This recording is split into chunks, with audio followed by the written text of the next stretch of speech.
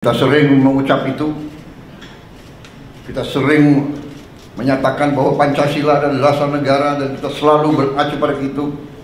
Tapi marilah kita jujur kepada diri kita sendiri.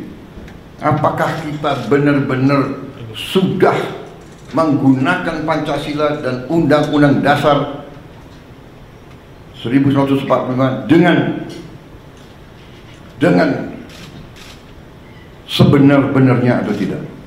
Tidak bisa sembarangan. Bisa diibaratkan sebuah pendulum di atas bergerak sedikit, tapi pendulum yang di bawah bergeraknya sangat lebar. Keputusan yang keliru di atas akibatnya tidak mudah bagi mereka yang paling di bawah. Kita harus ingat juga azimut sebuah kompas. Kita deviasi sedikit di awal, setelah kita berjalan beberapa ribu meter bahkan kilometer, itu deviasinya sangat besar. Di awal deviasi kita 1 derajat, di ujungnya sudah menyimpang jauh sekali. Saudara-saudara, dalam memerintah, saya ingatkan kepada kita sekalian bahwa sumber kekuasaan kita, sumber wewenang kita adalah Undang-Undang Dasar Negara Republik Indonesia tahun 1945. Kita sering mengucap itu, kita sering menyatakan bahwa Pancasila adalah dasar negara dan kita selalu mengacu pada itu. Tapi marilah kita jujur kepada diri kita sendiri.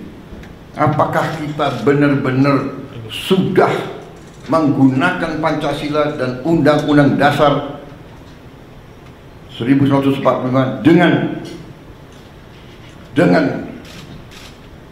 sebenar-benarnya atau tidak? Karena menurut pendapat saya, Undang-Undang Dasar kita, Undang-Undang Dasar 1945, sungguh suatu produk yang luar biasa. Tetapi sebagaimana saya katakan, menurut pendapat saya, elit bangsa telah sadar atau tidak sadar deviasi daripada Undang-Undang Dasar 45.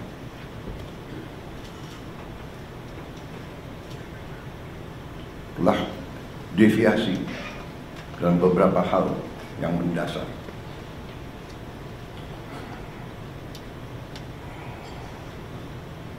Kalau kita deviasi yang saya katakan, di awal penyimpangannya sedikit, di ujungnya penyimpangan yang besar. Saya ingatkan bahwa rancang bangun Undang-Undang Dasar 1945 kita luar biasa. Rancang bangun yang telah dibuat oleh pendiri bangsa kita luar biasa. Kenapa? Karena pendiri bangsa kita mengalami penjajahan, mengalami imperialisme, mengalami penindasan, mengalami kapitalisme yang dibuat untuk menjaga bahwa rakyat kebanyakan tetap miskin. Pendiri bangsa kita mengalami penjajahan imperialis, 2 imperialis yang dialami, Barat, Belanda, dan Jepang. Sekarang kita baik. Dan kita harus baik. Kita tidak mau dendam. Kita tidak dendam sama bangsa Belanda. Tidak dendam. Kita tidak dendam dengan bangsa Jepang. Tapi kita pernah dijajah, pernah ditindas. Kekayaan kita diambil terus menerus.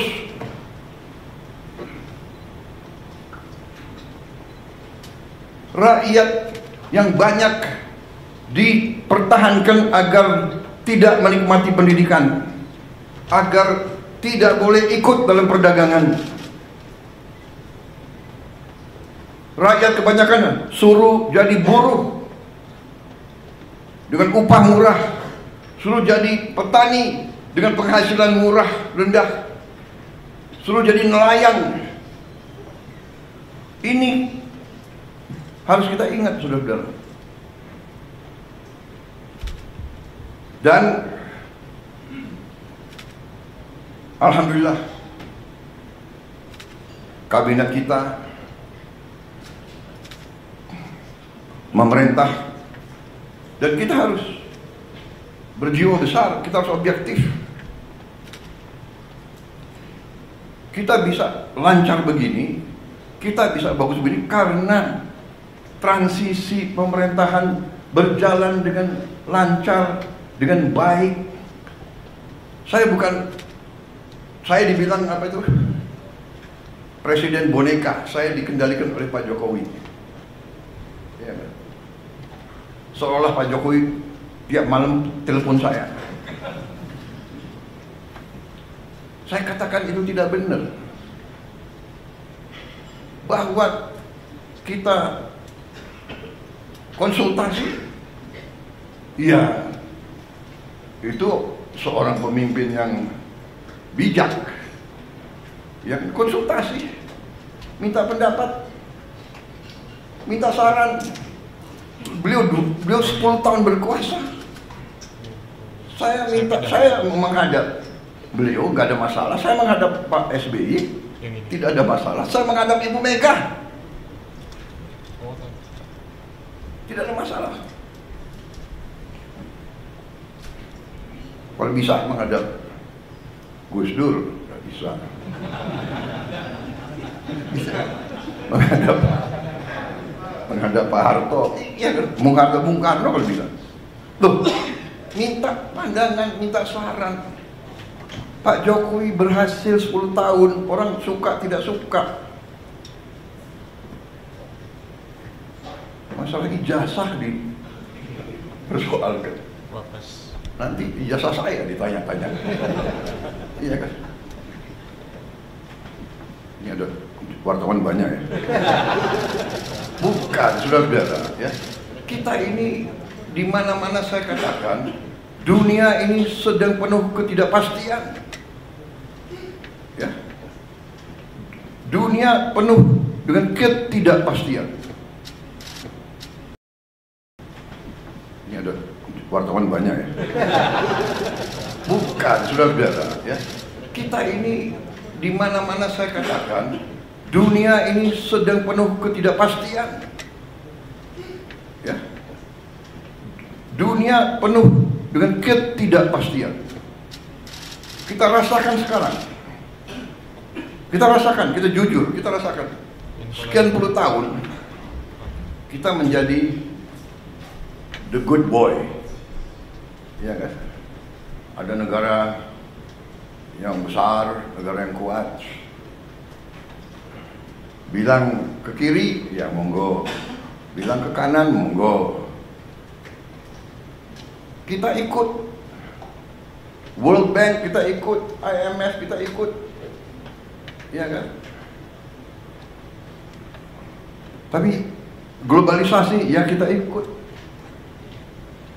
Tapi sekarang yang meninggalkan sistem yang mereka bangun, mereka sendiri. Free trade, monggo. Kita bingung jadinya. Yang dibilang Menteri Keuangan sudah di luar negeri ya. Sekarang ekonom-ekonom yang belajar sekian puluh tahun, sekarang harus belajar lagi. Prof, ya kan? Udah harus belajar lagi. Dan Memang kita perlu belajar lagi. Tapi kalau saya, kita punya Undang-Undang Dasar 45 yang merancang itu, yang membentuk itu, mereka yang melihat dan merasakan, oh, imperialisme kayak begini, penjajahan kayak begini. Mengalami Belanda, Jepang, mengalami pergolakan 28 tahun kita merdeka, 28 tahun kita merdeka, tidak pernah berhenti dari campur tangan asing. Peristiwa Madiun seolah itu komunis, ternyata yang membawa Musso, Semaun semua itu adalah Belanda, difasilitasi oleh Belanda. Belanda kuasai Batavia, semua lapangan terbang dikuasai. Bagaimana dia bisa sampai Madiun? Terus DITI, dokumen keluar Belanda, bahkan bukan DITI, Snoek Hogronya juga Sandi Yuda, intelnya Belanda. Saudara-saudara, ini saya sampaikan terus karena kembali kita punya kekuatan Undang-Undang Dasar 45, khususnya di bidang ekonomi adalah pasal 33.